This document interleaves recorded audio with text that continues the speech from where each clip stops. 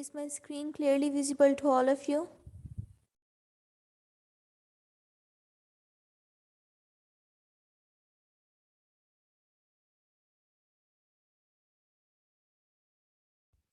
Okay. At first हमारे पास है कायसूरा। ऐसे तो नजर ही नहीं आ रहा। ओके। एट फर्स्ट हमारे पास है कायसूरा। कायसूरा हम कहते हैं एकदम से, जैसे आप समझ लें, हम कहते हैं ना हमेशा कि एक जब एक बात मुकम्मल हो जाती है तो एंड पे फुल स्टॉप लगाते हैं। लेकिन जब हम एक ही बात को पढ़ रहे हों, एक ही चीज़ को पढ़ रहे हों, लेकिन उसके दरमियान में जब पॉज दे लें तो इसको हम कहते हैं कायसूरा। जैसे आज हमने अभी हैमलेट पढ़ा है, तो हैमलेट में क्या था? टू बी और नॉट टू बी। इसके बाद पॉज था, we have to take a pause. और ये कैसे पता चलता है कि आपने पॉज लेना है? Because there are lines like that, sometimes ये ऐसे वाली लाइन्स मार्क हुई होती हैं जिसके आपको पता चलता है कि यहाँ पे पॉज है। तो टू बी और नॉट टू बी, इसके बाद pause, that is the question. तो ये हमने डेट इज द क्वेश्चन और टू बी और नॉट टू बी के दरमियान में जो पॉज दिए हैं ना, इसको हम कहते हैं कायसूरा। नेक्स्ट है हमारे पास कैटास्ट्रॉफी। कैटास्ट्रॉफी हम कहते हैं कि ट्रेजिडी के एंड पे जो फॉलिंग एक्शन होता है ना, जब सारा कुछ तबाहियां मच जाती हैं ना, तो इसको हम कहते हैं कैटास्ट्रॉफी। कैटास्ट्रॉफी का मतलब वैसे डिस्ट्रक्शन ही होता है, तबाही होता है। और जैसे एडिपस के ओरिजिन का जब पता चलता है तो ये कैटास्ट्रॉफी थी, एक एकदम से उसके लिए एक कैटास्ट्रॉफिक मोमेंट था कि that he actually has committed patricide and incest.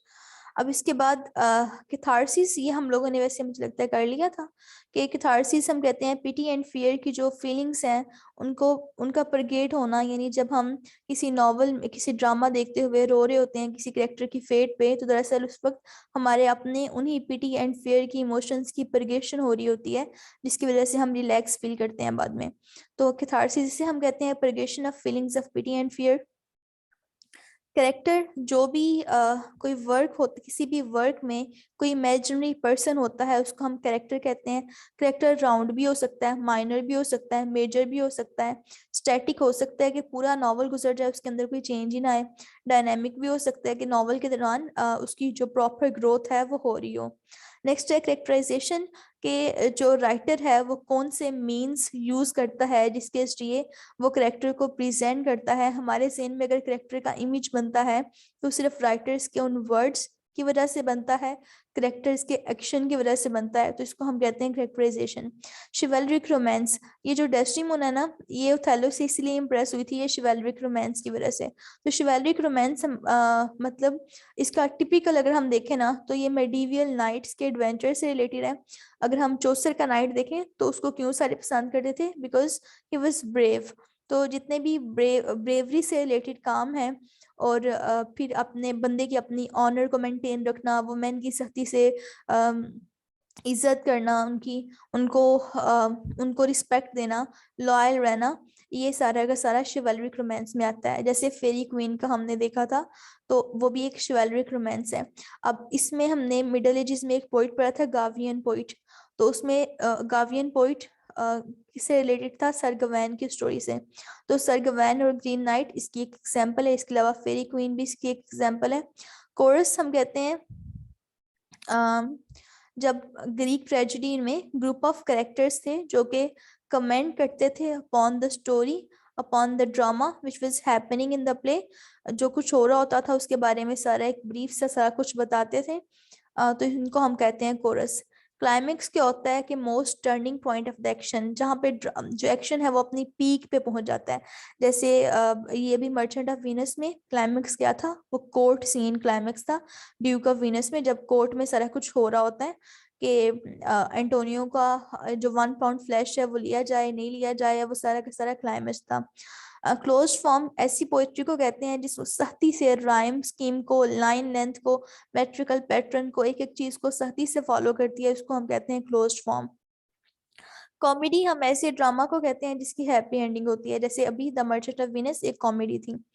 Comic relief हम कहते हैं बहुत इंटेंस सिचुएशन हो जाए तो राइटर उसको ऑडियंस को रिलीफ प्रोवाइड करने के लिए एक इंटरल्यूड सा करता है जिसको हम कॉमिक रिलीफ कहते हैं। जैसे हैमलेट में जब बहुत पीक पे टेंशन होती है तो जब ओफिलिया की भी डेथ हो जाती है और इसके बाद ये जो एक ग्रेव डिगर्स का सीन आता है उसके अंदर क्या होता है कि दोनों आपस में मजाक बना रहे होते हैं, दोनों आपस में डिफरेंट मजाक कर रहे होते हैं, they were making fun of each other.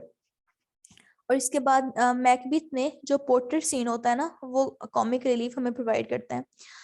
Coming of as story ये है जब जो हमारा जो हीरो है वो बचपन से लेके अडल्टहुड तक कैसे पहुंचता है वो सारा का सारा कमिंग ऑफ एज स्टोरी में आता है।